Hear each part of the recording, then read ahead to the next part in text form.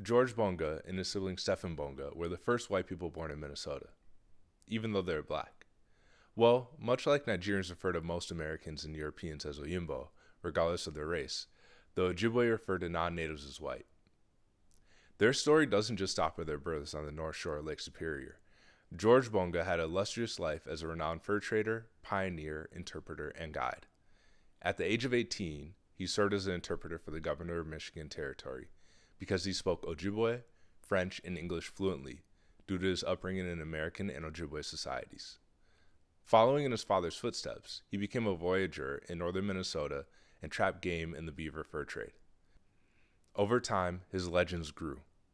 People spread word that he could carry over 700 pounds of goods at a time on his trips and make his way through any situation. He eventually held prominent positions in the regional commerce and was well connected to powerful people in the U.S. government. His signature even appeared on treaties between the U.S. and various tribes in Minnesota. Being able to move and operate freely, he advocated for Ojibwe fur traders and pushed for fair treatment in the trade. He pushed against white traders that mistreated indigenous people. However, he represents the tension that exists between black Americans and indigenous communities. While he advocated for indigenous people, which he himself was half Ojibwe, he worked for the government and apprehended indigenous people to stand trial in American courts, causing turmoil within the community.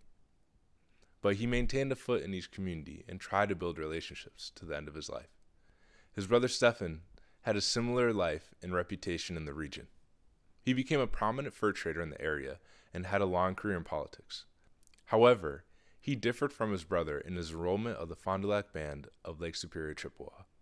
He advocated on their behalf and served as an interpreter during treaty negotiations. He managed to maintain the right to use land, despite ceding thousands of acres.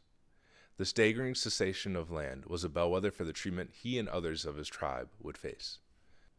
During the winter of 1850, Stephen and other members of the tribe participated in the Death March to Sandy Lake.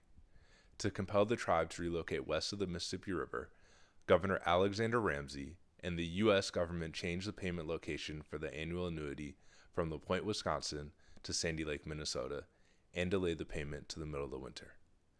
The U.S. government did not provide members who made the arduous journey with the food, resources, and money they were legally owed. As a result, over 400 people died from disease, exposure, and starvation. It became known as the Ojibwe Trail of Tears or the Wisconsin Death March. But Stephen survived and served as a clerk after leaving the fur trade. In his later years, he guided painter Eastman Johnson as he traversed northern Minnesota to find subjects to paint. Both Stephen and his brother lived long, adventurous lives filled with challenges, as is often seen with people belonging to multiple communities. Their legacy and impacts are convoluted. Nonetheless, they gained a dignified and rare status in society, despite challenges of xenophobia and persecution.